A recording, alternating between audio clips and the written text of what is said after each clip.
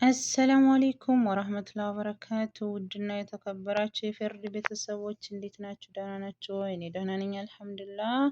ሁሉ ሰላም፣ ሁሉ መልካም ነው ከኔ ጋር። እናንተ ጋር እንዴት ነው? እንዲሁም ክርስቲያን ወገኖች ሰላም ሰላም ብያለሁ። ሰላማችሁ ብዝት ትርፍ ይበልልኝ።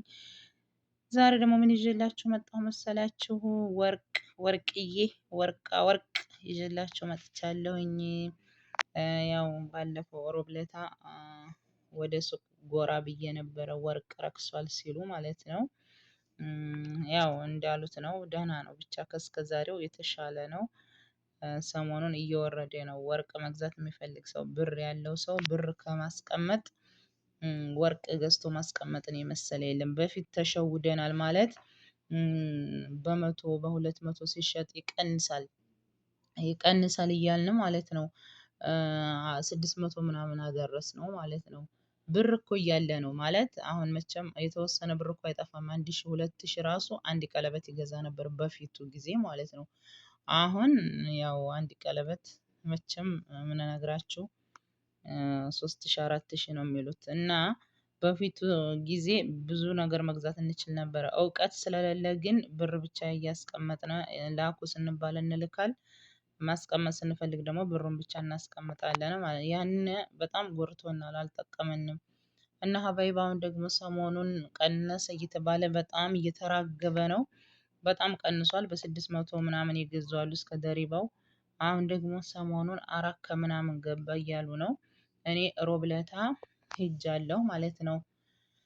ሮብለታ ወርቅ ቤት ነበርኩኝና ያው ያለውን ገበያ አይቼ ባለኝ ገዝቼ መጥቻለሁ። አልሐምዱሊላህ። ያው ይችን የመሰለ ወርቅ ይችን አልኩኝ፣ ይሄን የመሰለ ወርቅ ገዝቼ መጥቻለሁኝ።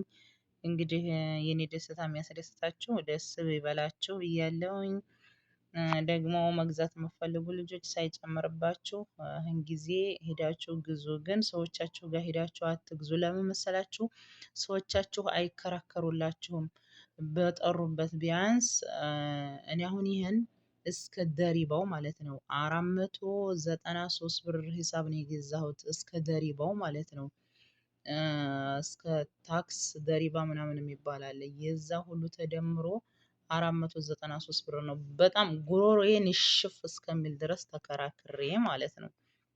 እና አረቦቹ አይከራከሩላቸውም። ምሳሌ 430 ብለዋቸው ከሆነ የመጨረሻ ይላሉ 425 ካሏቸው ዝም ብለው ነው የሚገዟቸው ማለት ነው። እነሱ ደግሞ ወርቅ ቤት ስትሄዱ ደግሞ ምን አለ መሰላችሁ? ያው የምታውቁ ታውቃላችሁም፣ ለማታውቁ ማለት ነው። ምሳሌ 430 ብለዋችሁ ማለት ነው፣ ቀንሱ ብላችሁ 420 ይሏችኋል ምሳሌ ማለት ነው። ከዛ ቀነሰልን ብላችሁ እናንተ ስትገዙ የታክስና የደሪባውን ጨምረው ሂሳቡ ከላይ ነው የሚወጣው እና ያንን ለገዛችሁት ወርቅ ስታካፍሉት በ600 ሂሳብ ይሆናል። እኔ በ700 ሂሳብ ራሱ እንትን ብያለሁ። 700 ምናምን ብር ደርሷል የደሪባና የታክስ ጨምሮ ማለት ነው። እና ዝም ብላችሁ እነሱ ባሏችሁ አትክፈሉ። ነገሩ የሆነ ነገር አላቸው ደግሞ ነይ ነይ ነይ ነይ ነይ ስለሚሏቸው ማለት ነው። በቃ የሆነ ነገር የሚስብ ነገር አላቸው። ወርቁን ስታይ ውጭ ውጭ አይላቸውም። እና እነዚህ ነገሮች ስላሉ ስትገዙ ተረጋግታችሁ የግራሙን መጠን አይታችሁ የግራሙን መጠን አይታችሁ 20 ግራም ከሆነ ለመጣው ብር ማካፈል ማለት ነው። ከዛ ስታካፍሉት በስንት እንዳሰበላችሁ ታውቁታላችሁ። ገባችሁ? እኔ አሁን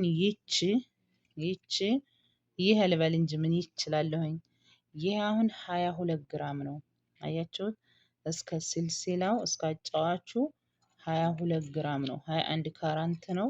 22 ግራም ነው። አያችሁት? 22 ግራም ነው እስከ ስልሲላውም ወፍራም ነው። እንደምታዩት ወፍራም ነው። እስከ ስልሲላው 22 ግራም ነው። 10600 ሪያል ነው የተገዛው። አመናችሁም አላመናችሁም ይሄ ማለት ነው። 10600 ሪያል ነው የፈጀው ይሄ ማለት ነው። 22 ግራም 21 ካራንት ባህሬን ነው። አያችሁት? እና ያው መግዛት የምፈልግ ሰው ሂዶ ይግዛ ሳይጨምር።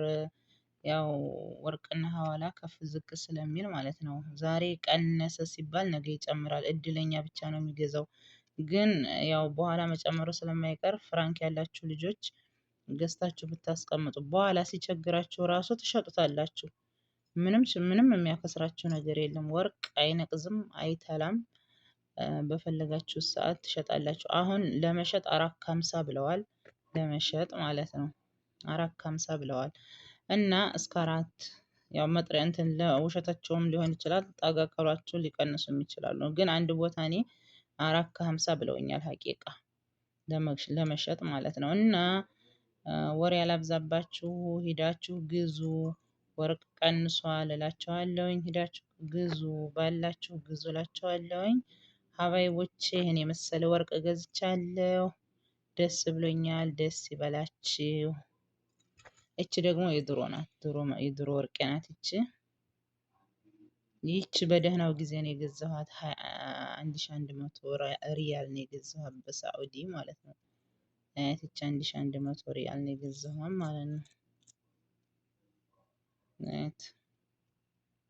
አሁን ቢያንስ ከ7 ሺህ ብር በላይ ትሆናለች። ይቺ በጣም ተጊል ናት። ቃሪያ ቅርጿ ማለት ነው። በጣም ተጊል ናት። እና ሀባይቦቼ ወርቅ ግዙ። ቪዲዮውን አላብዛባችሁ። ስለነበረና ቆይታ በጣም አመሰግናለሁ። እኔ ያደረኩትን እና እኔ የገዛሁትን ላሳያችሁ ብዬ ነው። መግዛት የሚፈልግ ሰው ካለ እንዲገዛ ብዬ ነው ይዤላችሁ የመጣሁት። ስለነበረና ቆይታ በጣም አመሰግናለሁ። ወሰላሙ አለይኩም ወራህመቱላህ ወበረካቱ። ባይ ባይ።